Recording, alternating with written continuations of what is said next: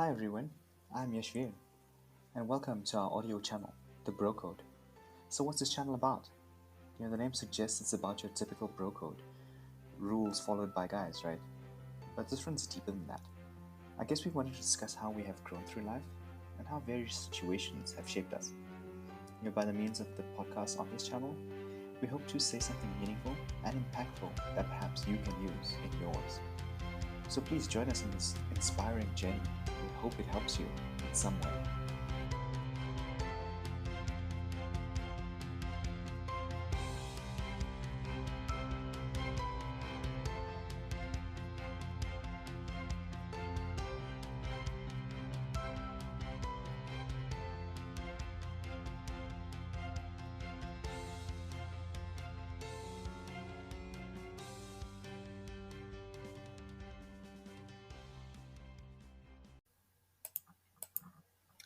Good evening, everyone, and welcome again to another one of our, intriguing and thought-provoking podcast. We have again Prash and Dean with us today. How are you both? Good, and you? Oh, doing really, really well.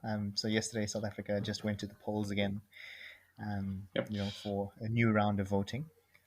So we're still counting the ballots, and some political futures hang in the balance. So yeah, that's at least good. Interesting I mean, a lot of times. people, yeah. A lot of people took to the polls. Good. How you doing, man? I'm good as well. I hope you guys are doing very well. Yeah, just chilled. Had a good weekend. Coming off it into a fresh week. Feeling the aches and pains from the weekend slightly. But good. Good as a Okay. vigilante in the weekends. Fighting crime. Yeah. Yeah, we Sleep all during hope the so. day, awake at night. You could be any number of characters. He's Batman. He's Batman or Darkwing Duck. You never know. When in Darkwing trouble, you Duck. call DW. Yeah, Man, I Darkwing miss Duck. those kind of shows. We all do. We all do. Those were a true childhood cartoons, I would say. Yeah, I None of the agree. stuff that we see now. Um, yeah, we had it good. We had it good back then. Yeah, we were the golden Nickelodeon, age of Nickelodeon, cartoons, Disney. man. Yeah, definitely agree. So, What Captain Planet um, and Captain Microman's from Planet. Oh Mars. yeah, dude. Yes. Captain And Planet. Yeah, how prominent exactly. and how Captain Planet would be now, because we on this whole Oh yeah. climate change Jeez. thing. I mean, there's that the whole It's kind of summit, the sad global that summit, is also he during this grew time. us up, and we're still in the situation we're in right now. Yeah. You know. Um, so yeah, nations are committing to climate change, so that's a good thing at least. Yeah. Well, moving on from climate change, we have an interesting topic again today. Once again, it's I'm handing over the reins of interviewer to Prush today. Um, and Huh. I'm not sure what the topic is. It's a surprise to all of us, as we like to do here. It's all impromptu. It's never really planned. So yeah, go ahead. What are you talking about? I didn't have anything planned.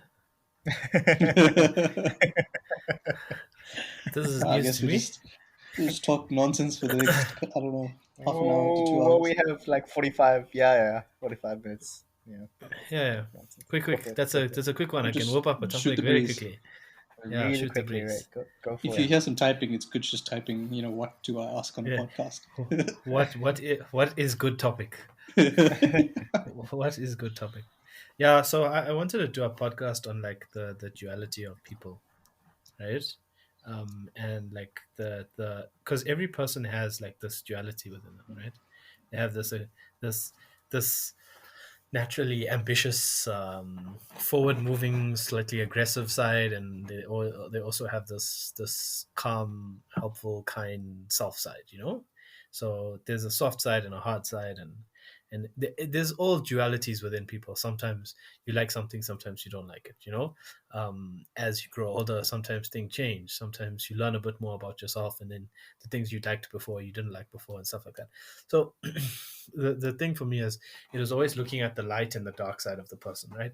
Not to say that the dark side is a bad side and the light side is a good side, but there's light things within people and there's dark things within people, and both of them are positive in some ways, and both of them have um, a reactive, not necessarily positive, but not when I say negative, not bad things, but things that not necessarily provide good for the person as well, right? So like judgment and aggressiveness and things like that, that aren't always good for the person and the personality type, right? So my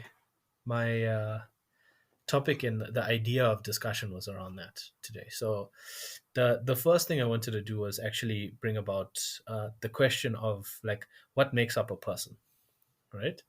And before I specifically ask you questions about it, my thing was to maybe go through what I would think as like the basic archetype of a person, right?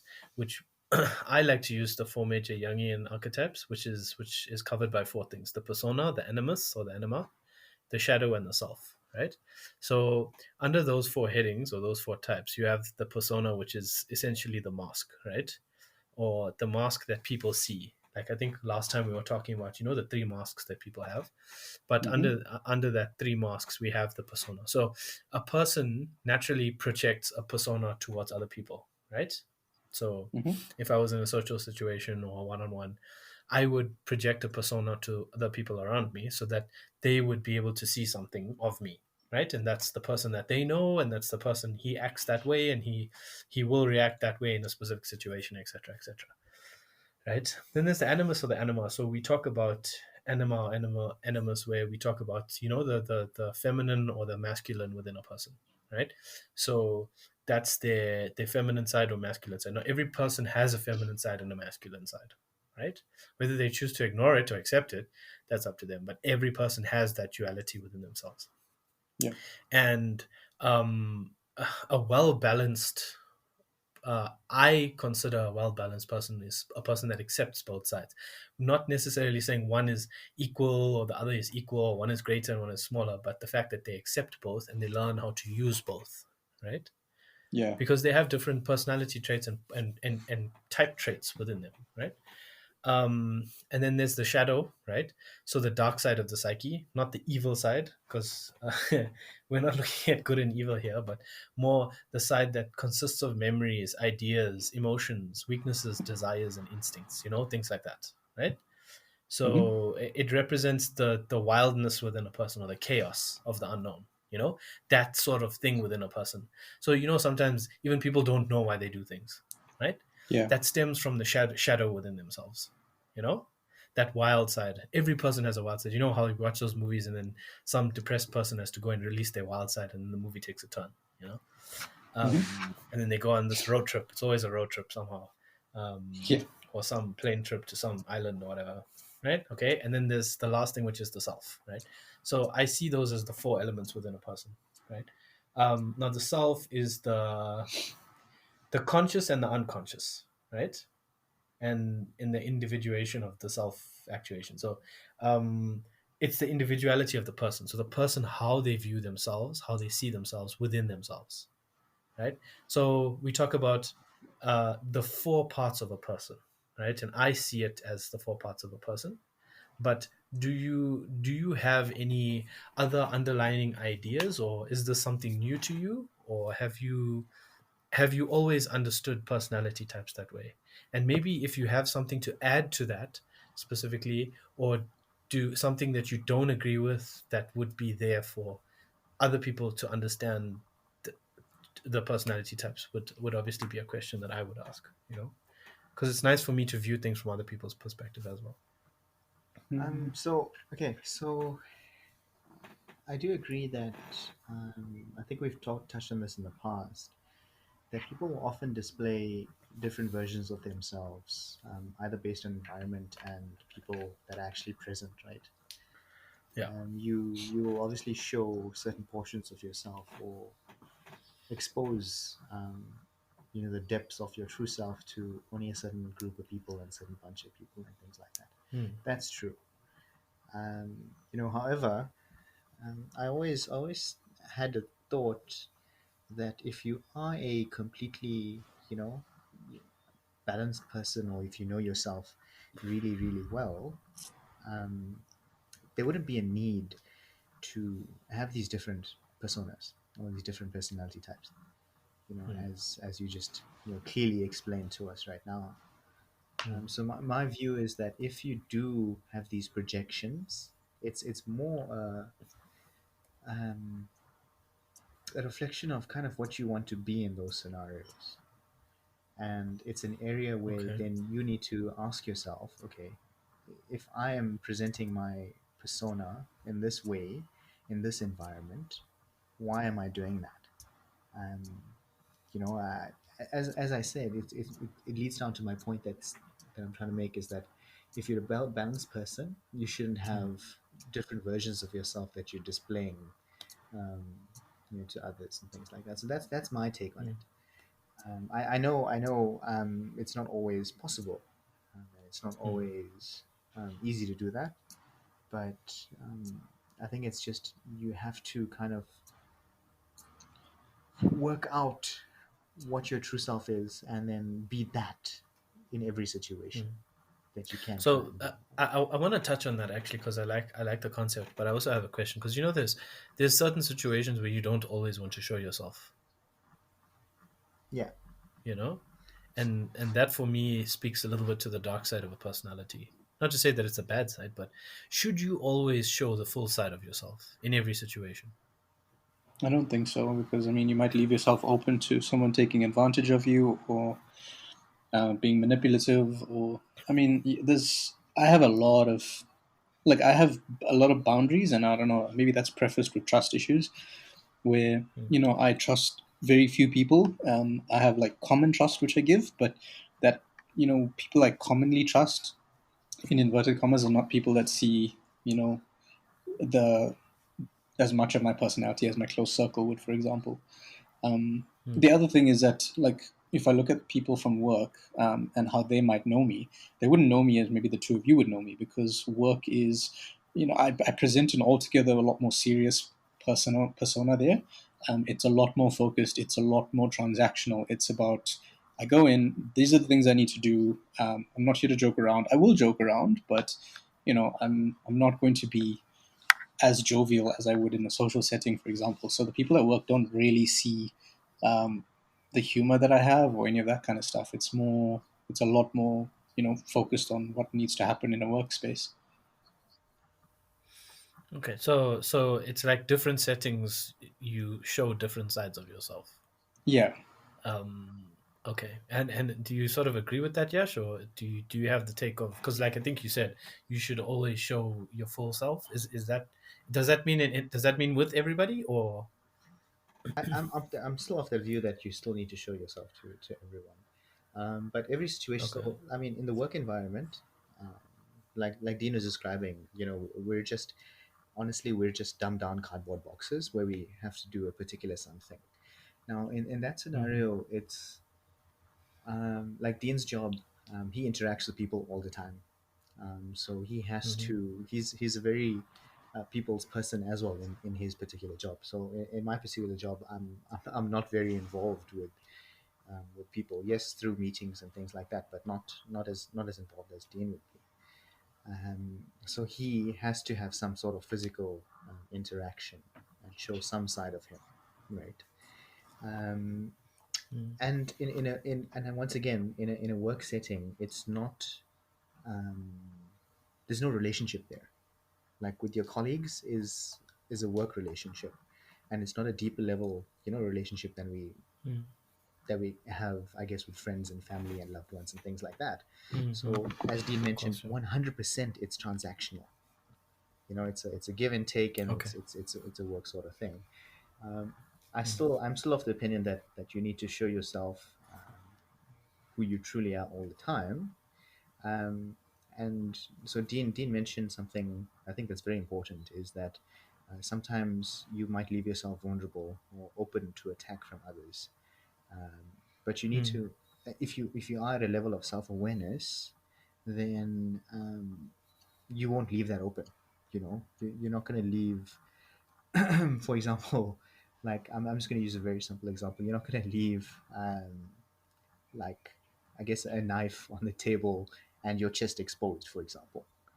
If you're a self-aware person, mm, you can mm, set your boundaries. So Dean, I think Dean mentioned also boundaries, and you can set your boundaries and set your levels of interaction, or your levels of, mm, I guess, energy exchange, such that you don't necessarily have to leave yourself exposed and being taken advantage of, because you can still be a very confident person, but also a very humble person. You can still be a very, um, I guess, social person, but also like not allow things to affect you in a social environment, that sort of thing. So, because mm.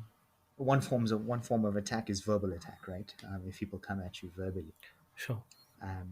So, Yeah. if you don't let things outside affect you on the inside, then, which you also mentioned at the start of this script, that you shouldn't let Mm, environmental factors affect you internally, yeah. which then I guess is one of the reasons why you generate a persona in the first place, is to kind Mm, of deal with certain situations, scenarios. Um, yeah. so leading back to your question once again, I do somewhat agree, but I'm Mm. still of the belief that you should just be your one true self if you're a stable person. Or Yeah. So I feel like what I'm coming to is that you you understand that within a personality there's multiple different, or within a person there's multiple different axes, Mhm, right? But one of those main axes is obviously how you portray yourself to other people, mhm, right? And there's different, every person has different levels of how they would portray themselves. Some prefer to only show certain facets, and some prefer to show them whole self. But I think in both scenarios what's really important is where you set your boundaries, yeah, right? yeah, And I think that's what I'm getting. So, and that's what I agree with. I think when we ask the question, what makes up a person, mm, I would agree that you have these certain axes within a person that they have to live on. But I do feel like it's something I agree with, that with every scenario, there's, when you have that forward facing or front facing, like a sales facing mm, side mm, of yourself, you want to show as much as you feel like showing, and some people show a lot and some people show a little. But boundaries are very important, and I think that's where a lot of people fall down in terms of how they set their boundaries. yeah. And I think that's also one thing that I like about the light and dark side of the discussion, and I think we'll get into a little bit more of it now. So, So I think before this, just yeah, before that, so now yeah, sure, you know go when for it. people say you have to always be an authentic version of yourself, right? That Correct, yeah, particular, that line or whatever. like be yourself, Yeah, yeah, be yeah, yourself. Now yeah, these yeah, different persona things, are they yeah, still authentic versions of yourself, or are they just, or yes. are you making things up in So, order to They're convey? viewpoints. I think they're actually just viewpoints of the same self. Yeah. So one might be a top view, one might be a side view, that kind of thing. Okay. Okay. So it still is That's how I'm interpreting authentic. it. Yeah, Um, that's how I kind of thought of it as well. I don't think it's like someone making up a new version of themselves on the spot, right? no, I think That's it's ways of yeah. categorizing information about the self. Um, and I think what you're saying, where a person should always try and be themselves, or should we be stable enough to be, I think that's the ideal state. Mm, If like that's where you want to be. But I think a lot of people in their journey, in order to be that, you need to be very secure about yourself. You need to understand yourself. Like yeah, you mentioned the level of self awareness.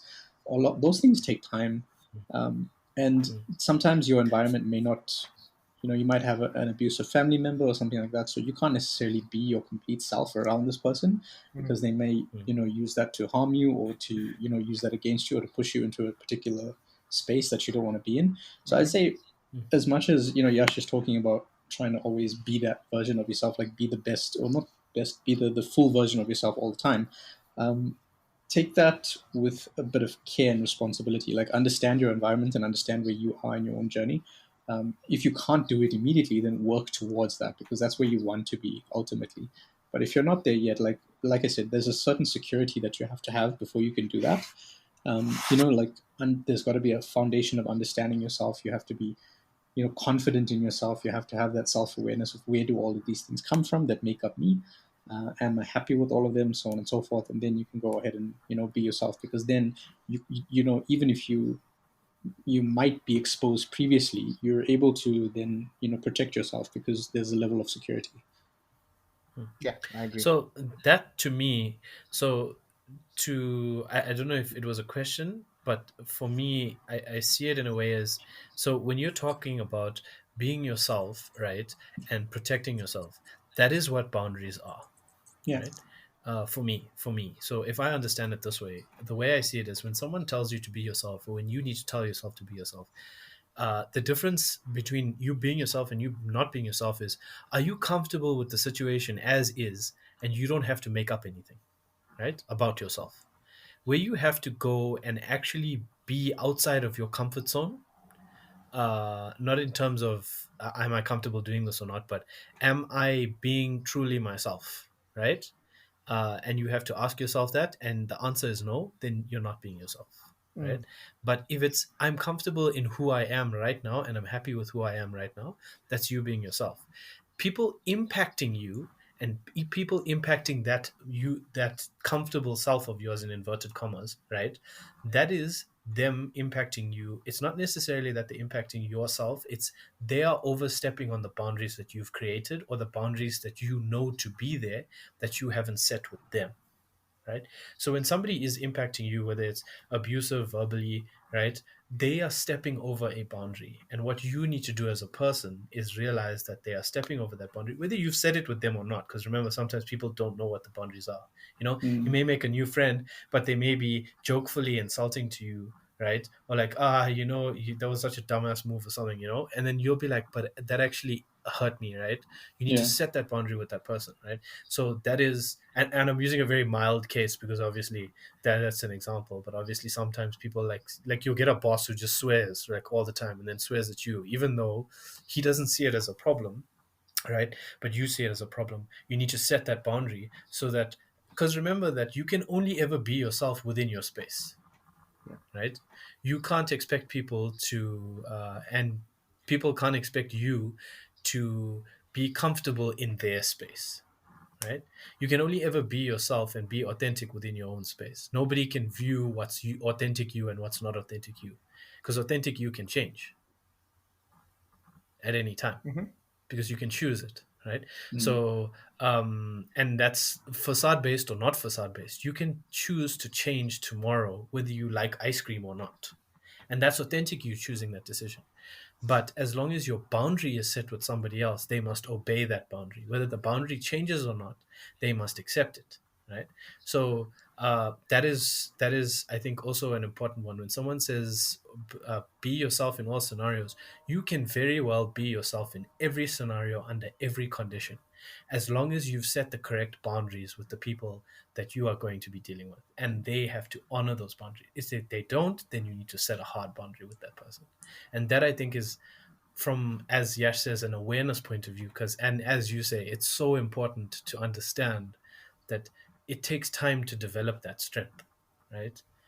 Yeah. You can be yourself all the time everywhere you go, right? And people don't necessarily have to see every side of yourself, because you set the boundaries to what they see and what they don't, Okay, so now right? we've mentioned the word boundary, setting boundaries quite a bit now. Correct. So how do Yes. you actually set a boundary?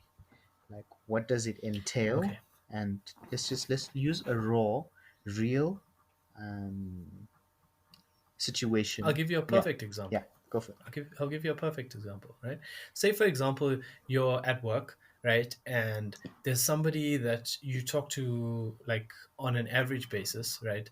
But you find that they always ask you questions about your personal life, right? Or they pry and talk to you about personal life things, and you don't like that. You like to be a person who only does work at work, and then you leave, right? if someone likes to discuss those social situations and you don't like it, you're mostly and always welcome within your rights to say, I prefer to talk about work at work, and I prefer to talk about social situations in a social setting, or I don't like talking to work colleagues about my social life or my personal life, right? And the person, in a lot of cases, people will take offense to that, right? But at the end of the day, you need to understand that you have your boundaries, and you can do it in a nice way, right? You don't have to be like, listen here, I don't want to talk to you about my personal life. You can say, I prefer not to talk about my personal life purely because I like to separate my personal life and my work life. So I like it that way. I hope I'm not offending you, but this is what I prefer at work. And you'll find that in most cases, the person responds, right? And they'll understand. I mean, most people are understanding of that fact. Some people aren't. But the thing is, if you want to set a boundary, you should set a boundary to make yourself and make your life more comfortable. And you don't owe anybody anything. Yeah, So boundaries are about whatever, security and comfort. That's exactly it. 100%. ex- It's that's and exactly it. Yeah, it's also, like you just mentioned, you don't owe anyone anything. It's not something you yeah, do for someone else. You do it for yourself. That's the correct, underlying thing exactly. that you do there. So even if it does make them angry, that's not on you, because you're setting Yeah, a limit that you don't want to be crossed. yeah, And that work example is actually quite cool. Now it does perhaps kind yeah. of get harder, I guess, if you do go into your inner circle or your family or your friends and things like that, Of because course. those are a bit more difficult relationships to manage than Yeah, just yeah. work colleagues and things like that. So we use that one example, but just be aware that your inner circles, it might be a bit more difficult than that. But generally that's how So you kind of yeah, do it anyway. no, of course. So what I found is that the more closer you are to somebody, right, or a person or a circle, like you say, or a group, the more explanation is required of the boundary, right? So it's fine to have boundaries, but in a setting where you've got somebody that doesn't know much about you, a reasonable expression or explanation of the boundary makes sense, right?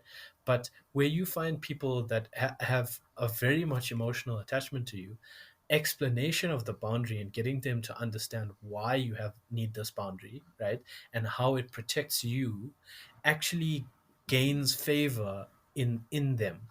You understand? So when you tell them, listen, I prefer to not discuss this with you, or I prefer to have space from you because of ABC reasons, and that will make me feel better, you'll find naturally that people align to that because they want to have that connection with you, right? And by helping you, it helps them. Hmm. But it's important to set the boundaries that you want for yourself, because at the end of the day, you're only responsible for your life. You can want to be responsible for other people, but at the end of the day, you're only responsible for the life that you have. Whether you choose to share it with others or not is up to you, right? Yeah. But if you want to have boundaries, you need to set those boundaries, and you need to be very clear about those Hmm. boundaries, right? And you need to also be honest with yourself, right? Are you setting a boundary to protect yourself or to protect other people? And that's an important one, because are you setting a boundary from another person to protect another person, or are you doing it to because this is the boundary that you want? Because a lot of people do things because they don't want to hurt other people, and that's why a lot of boundaries are set, to be honest with you, and that's the scary part. So it's important to understand that you're not setting a boundary for other people, you set the boundary for yourself. um, Yeah, so I think that's something important. No, it's definitely. true. Makes sense. But yeah, yeah, I mean, yeah. even So it's always, yeah, yeah, even as you say, it's yeah, Karen. when someone kind of sets a boundary to protect someone else, I think that's just part of conflict avoidance as well, or not wanting, or wanting more to be Yeah, liked by other people than to cross or actually step on someone's toes, sort of thing. exactly. Um, And that's also why some people don't show every part of themselves. You which know what which I'm saying? ultimately will lead to unhappiness, because you're not you're not setting the boundary for yourself, you're You setting it know, with someone else, and it's yeah, not going to help you down the line. yeah.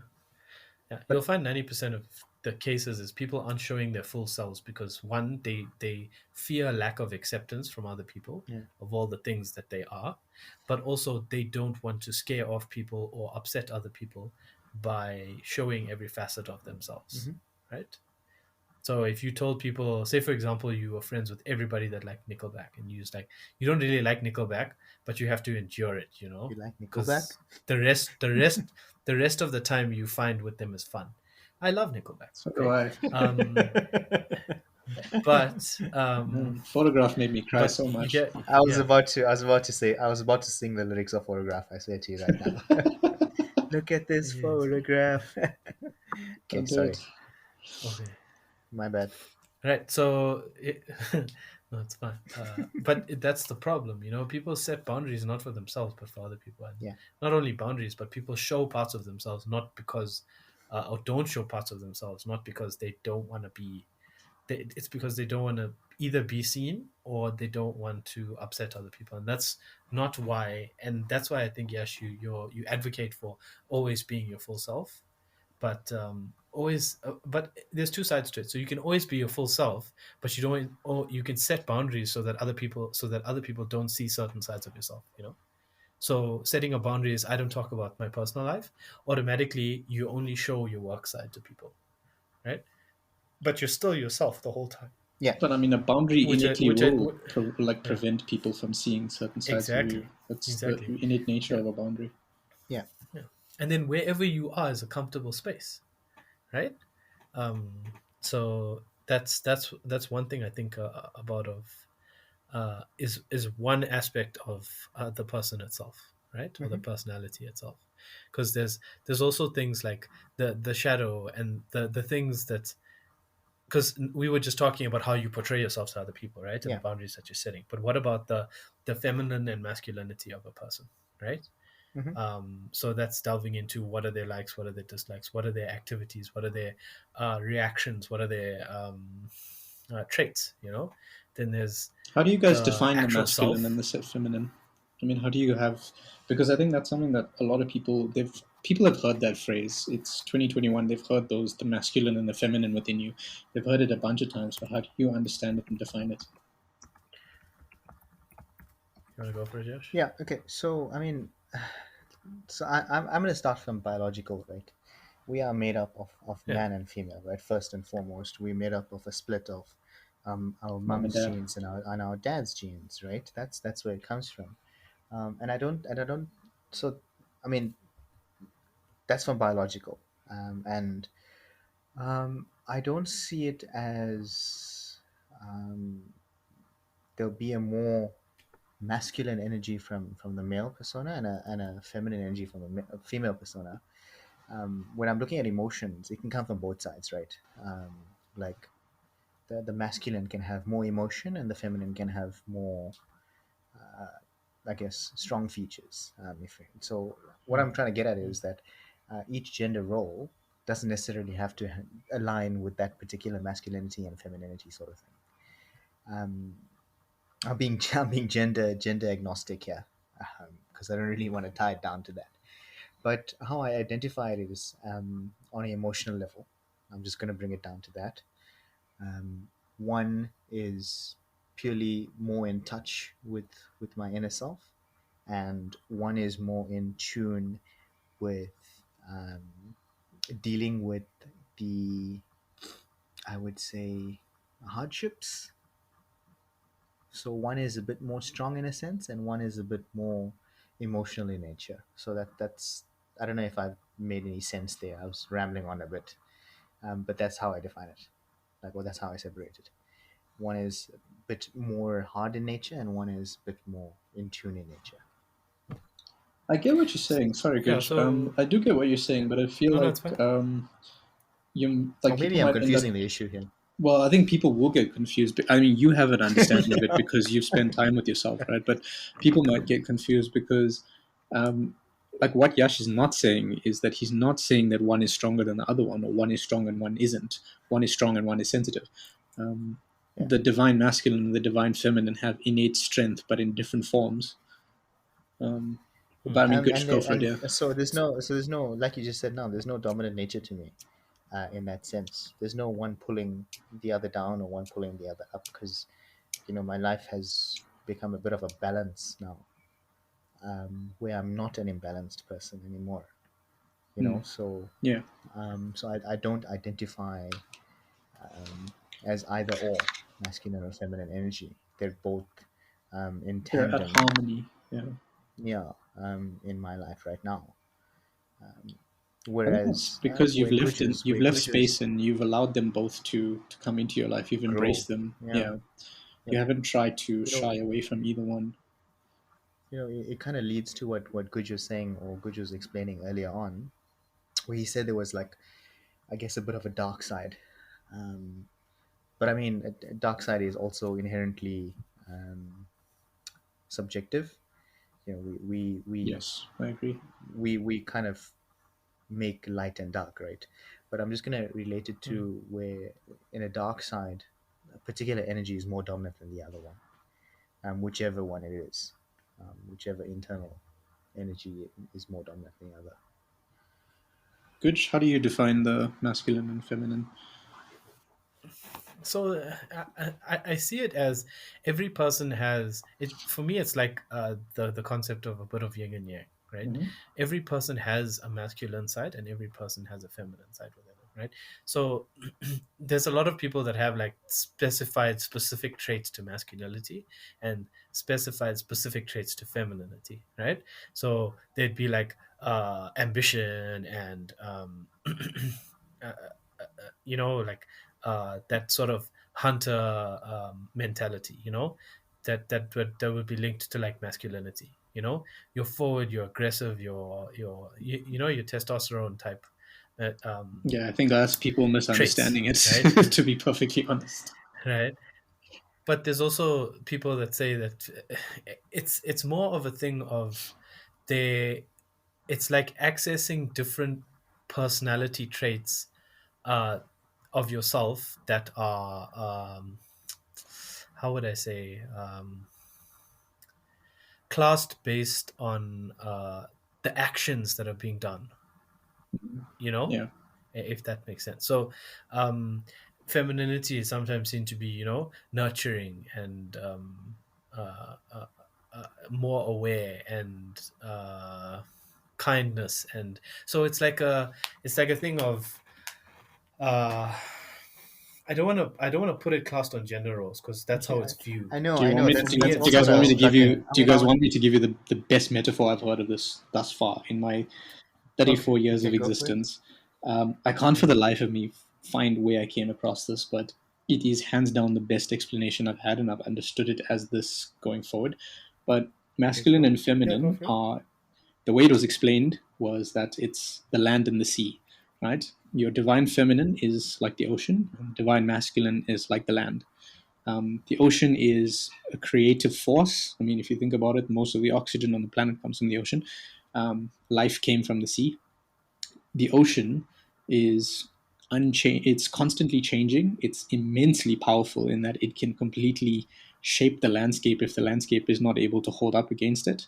It can be incredibly destructive or it can be incredibly life-giving. But it has immense power and it has immense creativity. And it's in a state of constant movement and flux, right? And that's what the divine feminine is in its nature.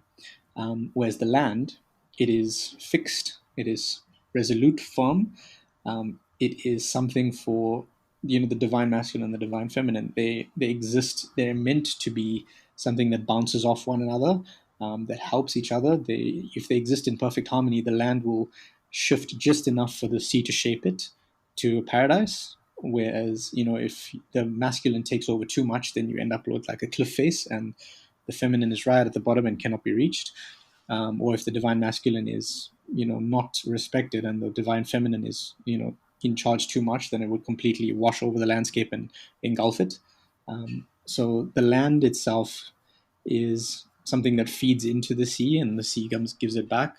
I don't know if I'm making sense here, but it's essentially the land is something that is firm and stable, and the sea is something that is ever changing and creative, and that's the divine masculine and feminine. But So, it also works both ways, right? So for me, it works both ways because the ocean can shape the land, but the ocean always takes the shape of what the land is formed. well, forming around the land. Yeah, because Yeah. just like a water in a cup, right? It takes the Like that shape whole of Bruce the. Lee analogy, Yeah, yeah, it yeah. takes the shape of whatever it's in, Hmm. right?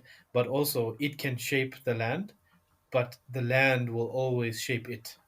But they do. That's the You thing. know, They kind of do does it? both. I It's mean, not it's a like duality. It's a duality, yes. like you're saying, It's It's a basically. duality, right? the metaphor is that Also, is around the ocean being in flux and changing and creative, yes, whereas the land being stable and firm and which is why you say one can overpower the other there's at any point in time yes. if there's an imbalance, sort of thing. But I'd like to just mention that right. Prash, Dean let us struggle trying to trying to decipher what this thing was meaning when he was sitting on top of this explanation for us. I No, wanted no, to hear no. your So, interpretations of it. You so might have had a better one. Okay, no, I no, didn't no. know. I'm just gonna So, cut out all our ramblings no, and put Dean's in. No, there will be no no, edits no, no. here. It's fine. Leave it in because the concept that I was explaining was it is like that. A yin and yang works both ways. Yes, So yes, as yes, Dean yes, was yes, saying, yes. right, and as I was saying, Mhm. there's archetypes to a male personality or a masculine personality as it's seen that are specific. And there's archetypes to a feminine personality that are seen as specific, Yeah. right? And Dean just explained that, but he used a different analogy. Hmm. So the concept is there. It's the same with the way you understand it, right? We all understand that there can be a duality within a person, but we all also understand that those dualities can overpower each other at any time, Hmm. right? The thing is that with everything in every situation that you've ever been in, there's complete balance. Mm. There is always balance. If something goes up, something will always come down, Yeah. right? Yeah. And that is how everything works. So even with Dean's example, with the ever-changing water, the water can be ever-changing, but it can only take the shape of what it's in. The point of that If analogy It it's is can that yeah, change it's the if not shape in of, yeah, anything. They're both yeah, in the it's not. same space and they exist equally. That they're not like right. they're in the But like it's it, not like the water's in the land or the land's in the water. They're exactly in the same thing. They're in an right. environment, but one's So not in the other. with Yeah. uh, they work with each other, Hmm. right? Right. So no matter how much one changes the other changes the other back. Well, not always, because, like I said, if you're someone that always gives into the say the divine feminine, then the sea overwhelms the land and engulfs it.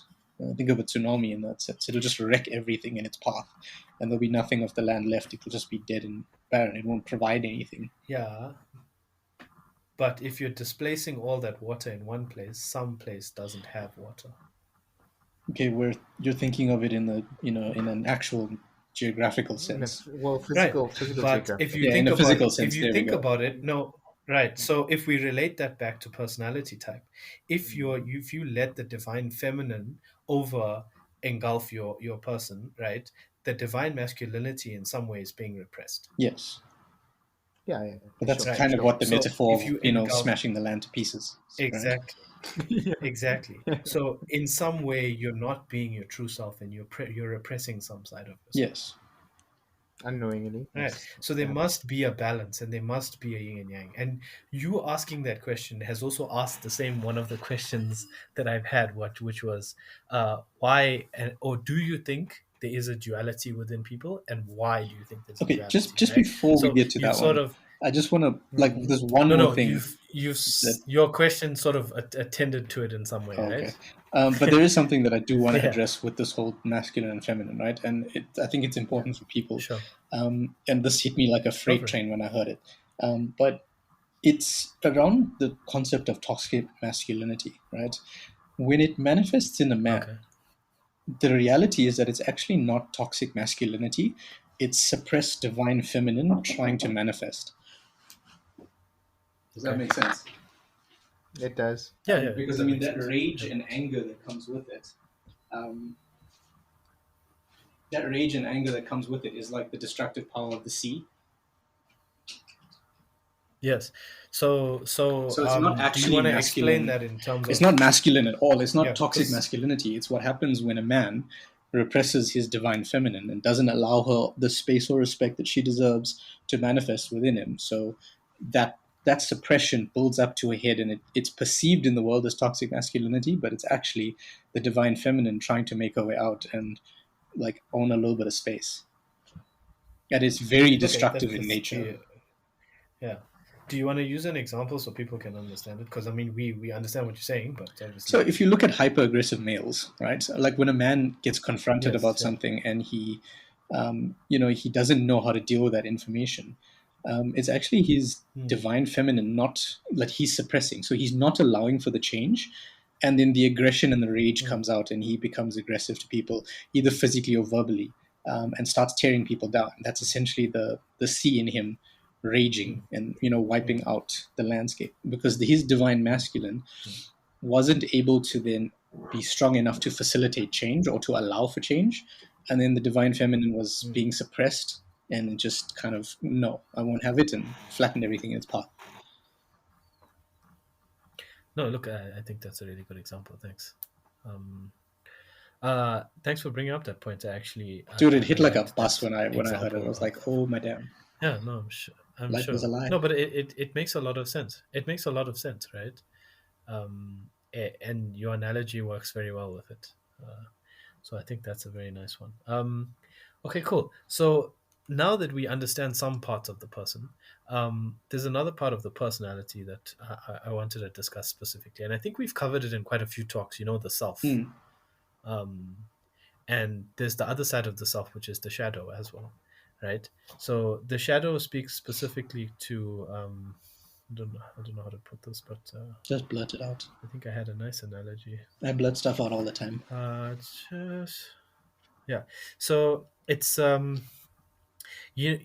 so I've always viewed it as the self is I am me and I am being me all the time, right? So I'm the unconscious and the conscious me, right? So when I can access the unconscious and when I can access the conscious side of myself, then I'm me, right? But then there's also the thing of, memories and all the ideas that we have and all the emotions that we have. Because when you're yourself, but when you have emotions, they like sway how you make your decisions. And, people say, don't make decisions when you're angry, right? Because you're not always making the right decision for yourself, or they say don't always shop when you're hungry, But those are your because emotions. it They're not other sways your people's decision. emotions. I mean, I'm not saying you can't feel other people's Okay, emotions but because you can. That's empathy, right? But no, yeah, isn't yeah, but I mean, but emotions sway. they do. I agree. They I agree with sway, that. yeah, But I mean, right. where I'm So confused is that yeah, so that is it not my emotions mm, that are? Isn't that me? it is you, right? But they can change the decisions that you make, right? Because your conscious you is like, I need apple, okay, but when you're hungry, it's like I need apple plus cake, you This is know, very true for me. I will right? specifically cheesecake. So, but it stems from memories because you like memories are like, oh, I loved cake. I've always loved cake, So that's the shadow side of yourself, right?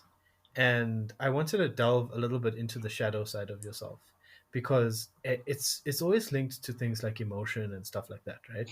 So, and there's a lot of things that people do to understand why they do certain things, right? Because sometimes when someone always says a part of your personality, where it's like, why did you make that decision? And someone would be like, I don't know, it just felt right, you know or why did you do this? And you'd be like, "Ah, I don't know, but it just felt wrong not to do this. So you're saying that I your just wanted to do this." like your intuition is like your Yeah, Yeah, it shadow sounds self very and much like coming through. intuition. Is that what like cool, right? kind of Let's use that as a starting point, right? yeah. But let's say we're having a good time, right? Or we're having an emotional reaction to something, Okay. Okay. right? Whether it's good or bad, right? Mm-hmm. How do you find out why that emotional reaction occurred, right? And where that's coming from, right? Because I want to delve more into the shadow thing. And I want to get to the concept of shadow work, right, within people. Because I think this is very helpful to people. But also, I think it needs work, but also it always needs guidance, right? Yeah. Because it's not something it can be easily done, Mm-hmm. right?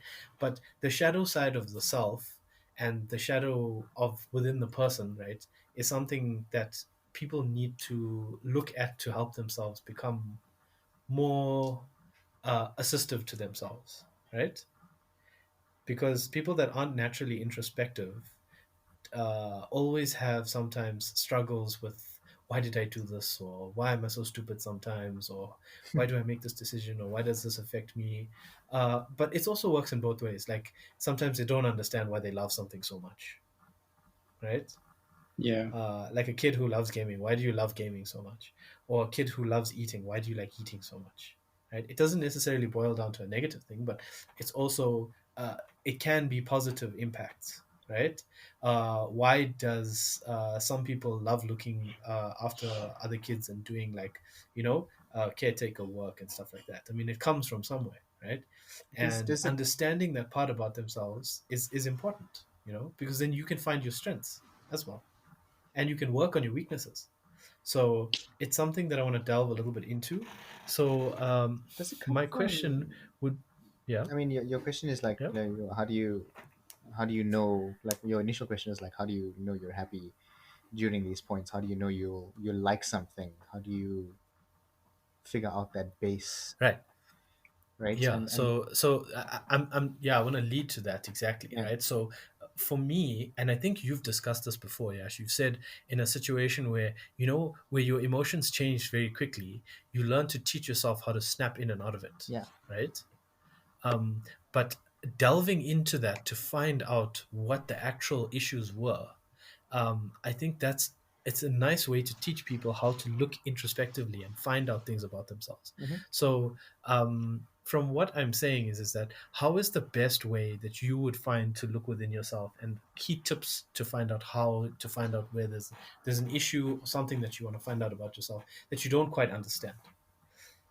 I mean, one of the you know finding about about I guess yourself is putting yourself in as many situations as possible, Mm, and then through situations you gotta then find out which one of those situations, well, what it brings up in you, right? What emotions it brings up in you, yeah. and how do you know you like Mm, something? How do you know you don't like something? Well, it's endorphins as well, right? Remember, if you, for example, you asked mm, how do you know you like gaming, and if gaming releases those endorphins that make you feel happy, that physically make you feel happy, then that's a clear physical indicator for you that mm, you like something. And I'm going to use an mm, example that I hate roller coasters, and that's something physical that tells me I don't like roller coasters. So I'll never really um, be the first one in line to go on a roller coaster. I mm, we all kind of like gaming, and we really like watching gaming. So that releases mm, positive endorphins, and that's a physical feeling which I feel, and then that's how I identify in that situation that I kind of like it. So in order to find out what's positive for you and what's negative for you, you're going to have to put yourself in a lot of situations, and you're going to actually, like with me, I mentioned in the past, it's all physical cues for me, and I'm really good at identifying my physical cues, whether it's anger, sadness, pain, pleasure, happiness, things like that. And I've worked, and I have the tools to identify those. So now in your life, you're going to have to build those same tools that are relevant for you. These tools that I've mm. built is relevant for me, and it's physical cues, as I mentioned in the past. Um, and that's kind of how I do it. Um, if I have to identify what worked for me. Okay, so my question is more about, say, for let's use that example, right? You say you don't like roller coasters, Hmm. right? But why? Just the feeling that it gives me. It's kind of a negative feeling, It's number one, Okay, so physical. Number so two, it's fear of yeah, dread, I guess, um, based on right. past So experiences. there's So a it's fear. just it's so okay. So let's just say I don't know that I don't like roller coasters just yet, and I go on one. Yeah. Now it's just Okay, no, it's a no, no, terrible that's fine. feeling within Yeah, me, so, and then yeah, based on that, any future experience that I have is based on my past experience that I once had on it. yeah. So Although every new the experience yeah, can be brand new and it can be exciting and enjoyable, sure. it's sometimes your past experiences do have a overflow on your future experiences as well. Mm. Yeah, reference So point. that's, So yes, reference point, yeah, your shadow self, whatever you want to call it, it'll have an effect. yeah, so what I'm trying to get at to the normal person, and it requires a lot of work, is that is when we look at the shadow and the shadow work that needs to be done, right, within a person is, Mm. if we look at that roller coaster example, for example, I know that we would one would consider like a not a positive example, like you don't like something, Yeah, right? But when you say why don't you like it, it sort of created some fear within you or some lack of control, right? yeah, I'd say that, Well, you yes. mentioned dread as well. Yeah, yeah, So Yeah. there's an yeah, dread, right? anxiety aspect So, to it as but well. right, there's an anxiety aspect, but it all stems from something, right? Either stems from I can't control the situation that I'm in, or there's a fear that something might happen, right? Correct. Yeah, that's logical. Right. Yeah, it's So, possible. right, something might happen, right? Mm-hmm. So, if we looked further into that, you'd ask the question of why. Because remember, we were discussing, I think previously in one of the discussions, it was the five whys, Yeah, why do I not like this? yeah. So, it comes down to some level of, now, I'm trying to answer for you, but obviously you would know the answer better than me. But Mm-hmm. if we're looking at this example just as an example on face value, it would be, I don't like not being in control of whatever it is that I'm in, Mm-hmm. right? And why is there a fear of that? Because I can't control where I am, Mm-hmm. right? And I can't control where it's going to go. And why is there a fear of that? Because I have a fear that I can't control what I'm in and where I'm going. So the fear comes down to that level of not having control, right? And what is that?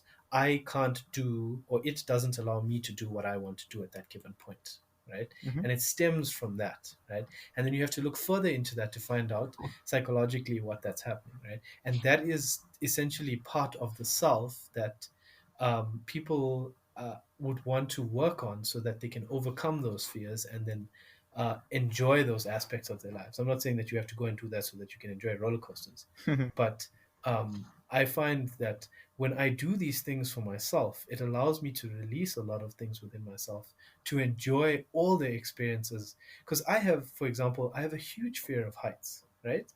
And I looked at that fear internally and I said, I have a fear of heights. Why do I have a fear of heights? It's because I can't control what's going to happen when I'm near something that's really tall, right? Or really high up. Why? Because I have a fear that I might fall.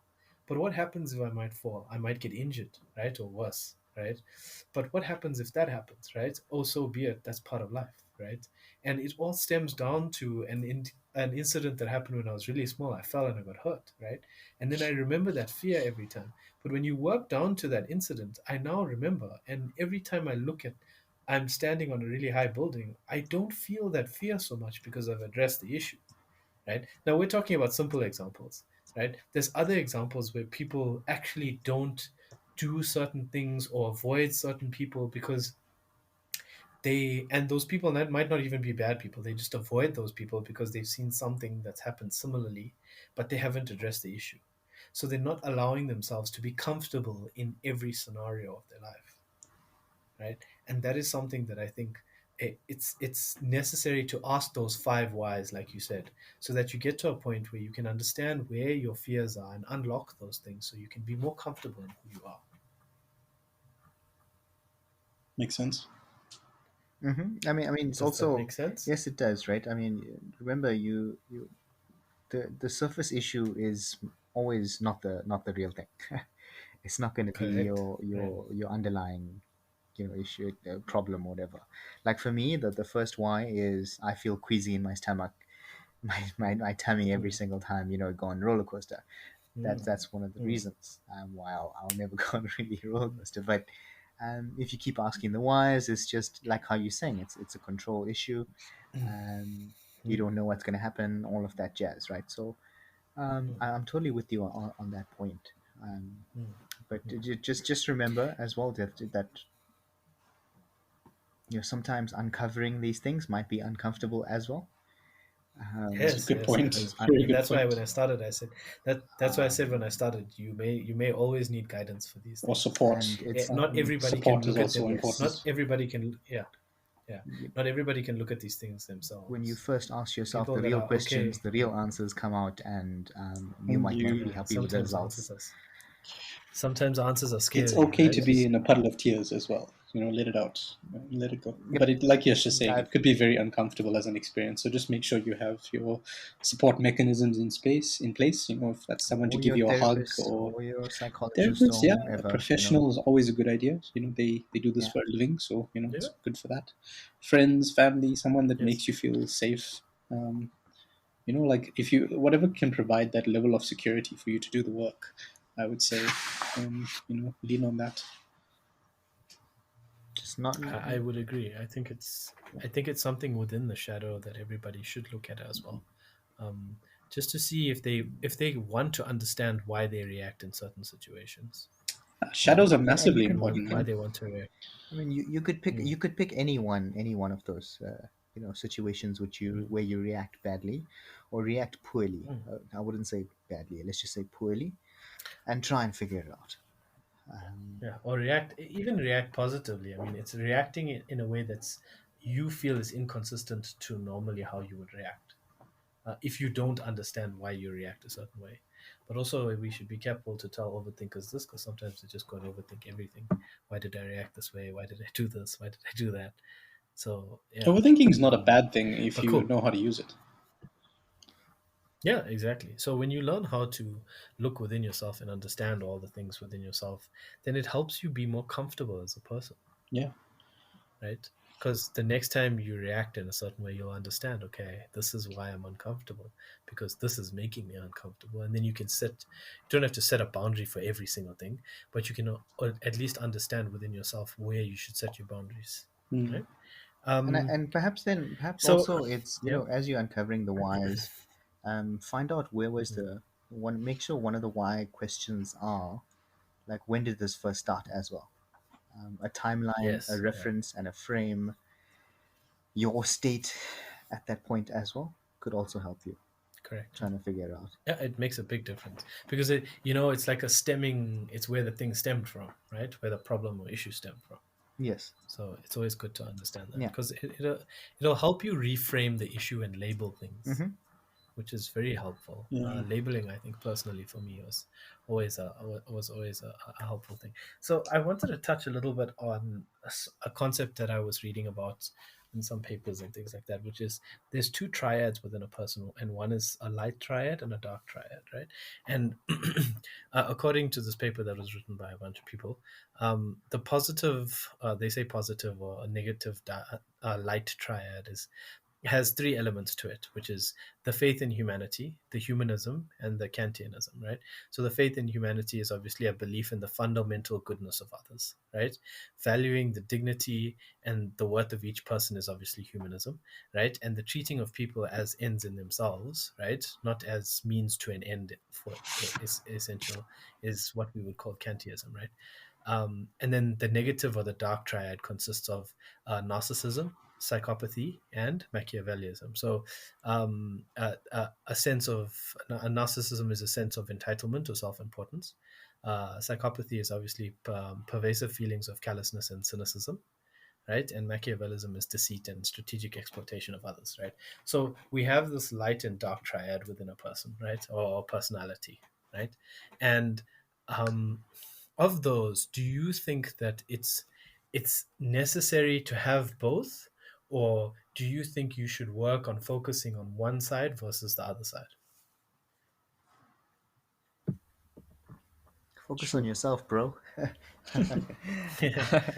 um, no, so I think like the cynicism and the Machiavellism, um, isn't that perhaps a protection mechanism for yourself as well?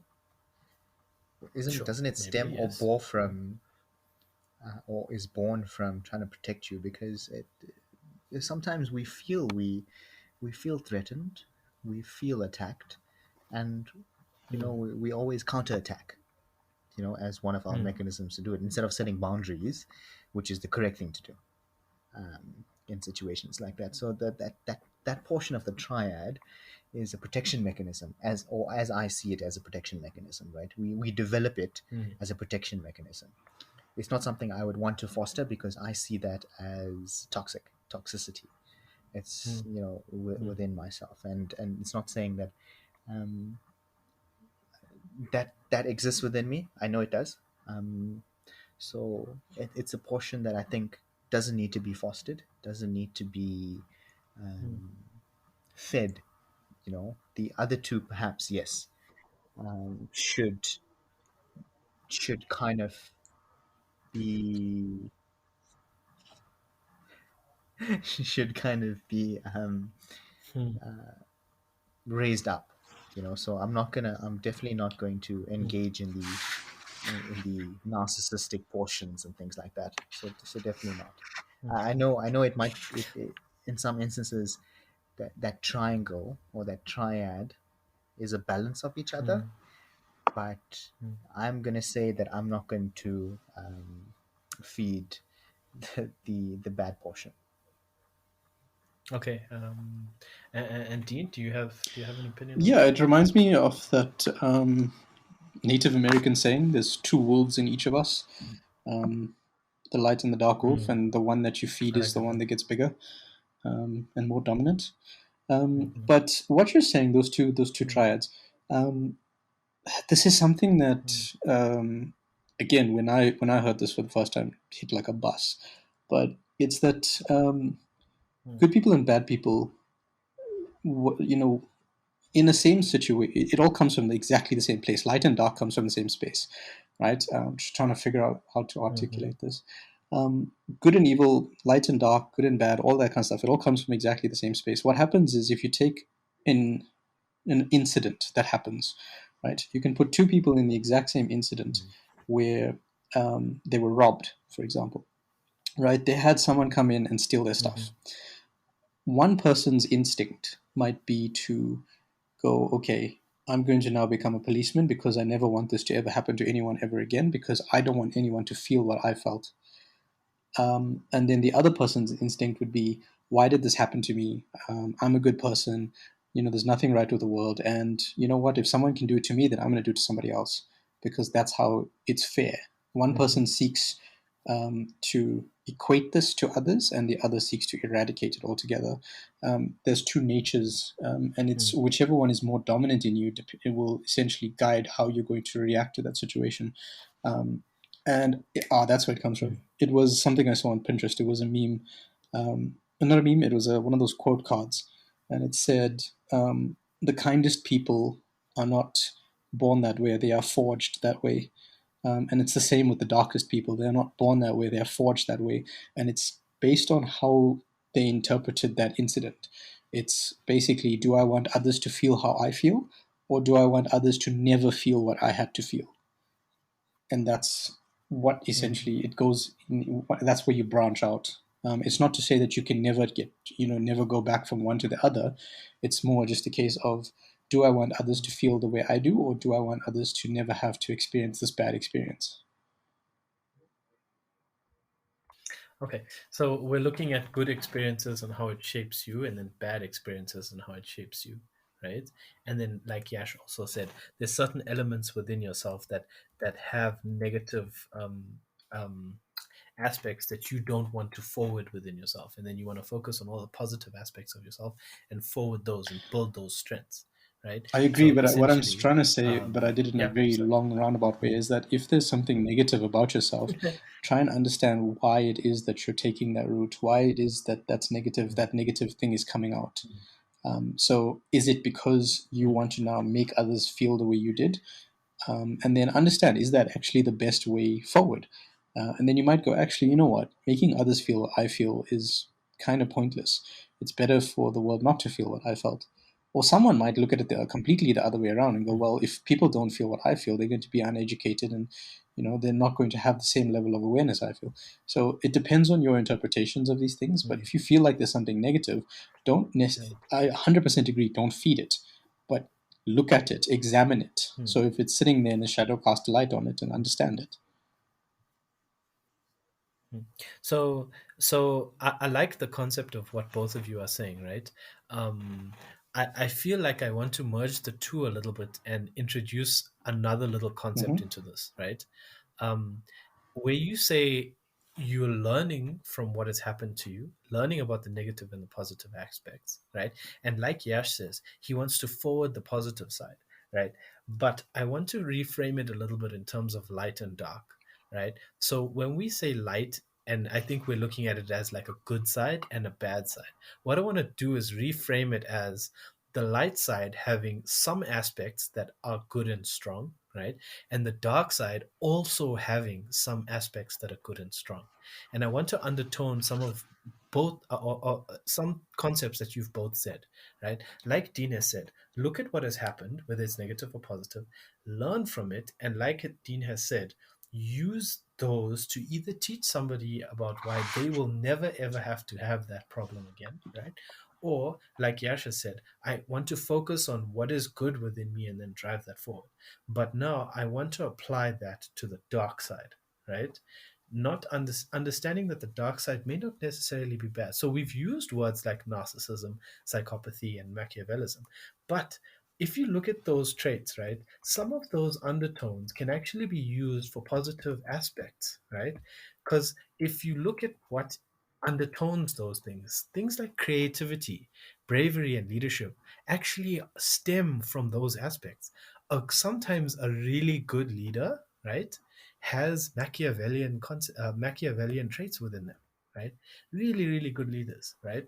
Because they can exploit others to do things that they necessarily may not have done before. And that creates aspects of leadership.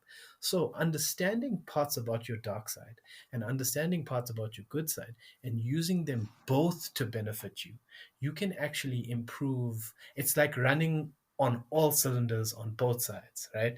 But the view of it is not to see the dark side and the light side as good and bad, but rather what can I use from the dark side to forward and strengthen myself, and what can I use from the light side to forward and strengthen myself, just like Yasha said on the light side, but use the dark elements within yourself not for negative, learning from the negative aspects, but also forwarding the good things within those negative aspects and using those to make yourself better, right? Hmm. And that's something that I'm trying to learn, and I also want to try to impart to other people, because there's a lot of things about um, those personality traits that you can actually use to benefit yourself and others around yourself. Because people look at narcissism like a sense of entitled self-importance, right? And that's basically the definition of the word. But understanding your self-importance is actually really good for yourself, and having even a very tiny level of narcissism to a point where you guard yourself as self-important so that people don't railroad you is something that you should look at doing as a person, right? Well, it's very Not to closely the tied to level self where, worth. I mean, if you overindulge in yes, self worth, correct, you end up as a narcissist. But if correct, there's healthy self yes, respect and self worth, then that's not the correct, same as narcissism. But they do exactly. come from But essentially the but same yeah, place. yes, but self-worth, and like Yash was saying, it's about protection. Self-worth and self-protection is actually part of the dark triad and not the light triad, right? Mm. So that's why I want to highlight this things about yourself that people see as negative, but if you learn from them and use them in a positive light, right? Even like you were saying earlier, there's that dark side of people and there's the light side of people, but both are born from the same situation, right? If you learn how to use both sides of the coin, right, you'll actually benefit yourself more. And it's nice to think about those things in every scenario to help yourself improve, right? That's something that I found that it's nice to look at it from that point of view, because then you learn twice. I agree. Yeah, I mean, I think shadows are so important. I mean, if we didn't have shadows, we probably wouldn't know how to tell time. So Right. Literally. Um, yeah. I mean, So, there's a lot of so value in what's another, happening in the shadows.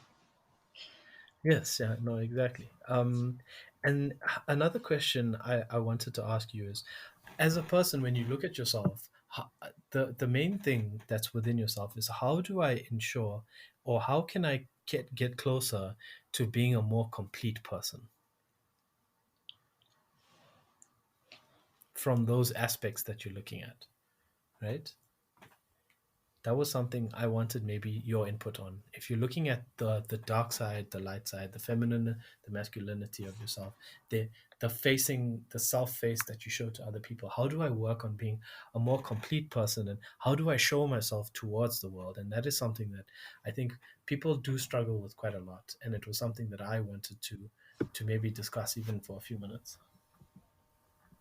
I mean, I think the first step is to acknowledge that you aren't the complete version of yourself, and there's a wantingness. You must want to find that full version. So there's a humility and understanding, like I am not yet complete, or I'm still filling in my unseen parts or my gaps. And then the want to actually go out and do it and put in the work.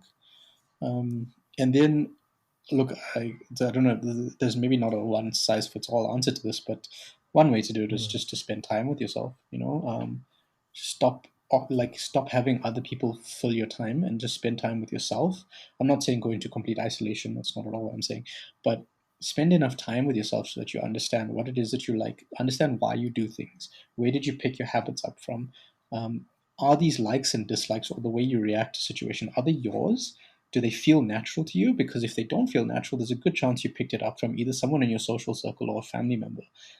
Like there's a lot of learned behavior we get from our parents, our the elders in our family, mm, stuff like that.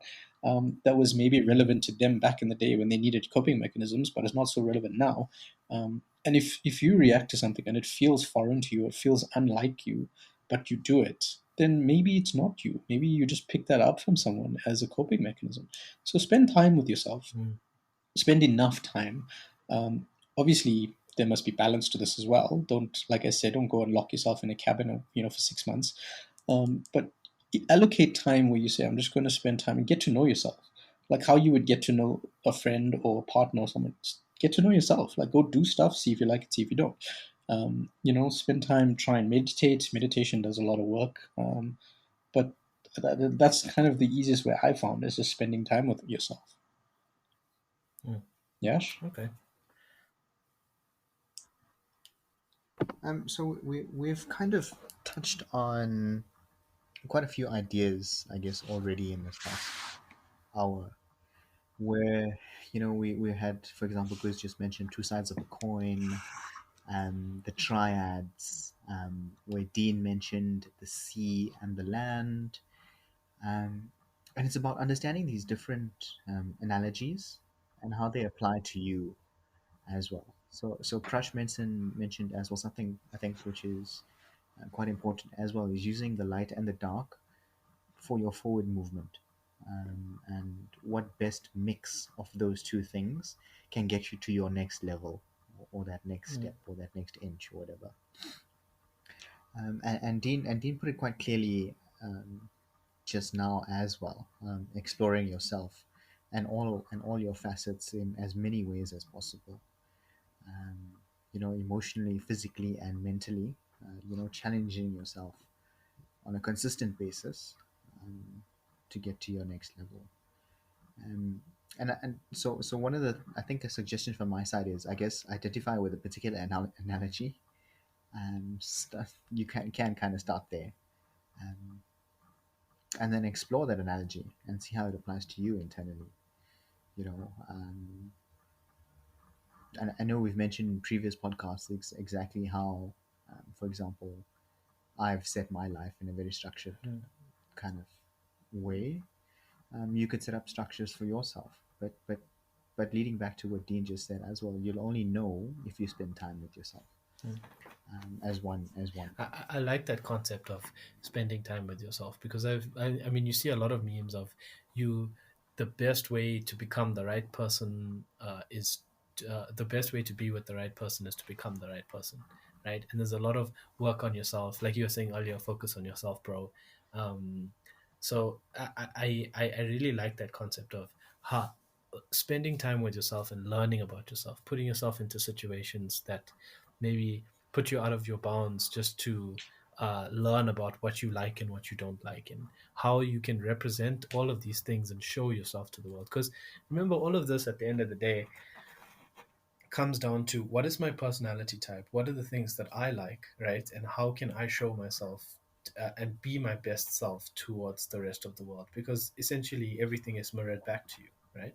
So for me, it was always a how can I best view myself, but how can I also be the best self that I can be, and learn about what the things that I like, and then maybe share it with other people in the world that can also enjoy those things about myself and what I like to do, and then I find more enjoyment that way. So yeah, that's pretty much a lot of the discussion I wanted to have today, and a little bit of an insight into the personality, because obviously there's a lot more that we can discuss, but a dip into the personality traits and types, and also the things about every person's personality that they should look at, both feminine, masculine, light, dark, positive, negative, and then also learning about yourself as well. So I think that was something that I wanted to discuss. But yeah, that's pretty much most of the questions I have for today, unless you guys had anything else that you wanted to discuss. I mean, there are also, when you start diving into your mind, your psyche, your inner workings, um, a lot of stuff will be unraveled. Hmm. A lot of stuff will be um, tangled. A lot of stuff will be in dark corners, protected by your own internal boundaries that you've set for yourself, or your own internal, I guess, dark places you've put away things, you've put things into, um, and it's not gonna change or unravel itself overnight, Hmm. or make light of those spaces, those dark spaces overnight.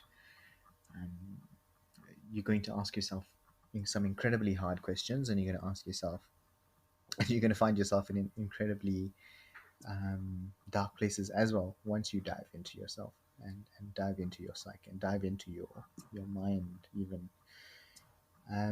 So it's just some things to be prepared for.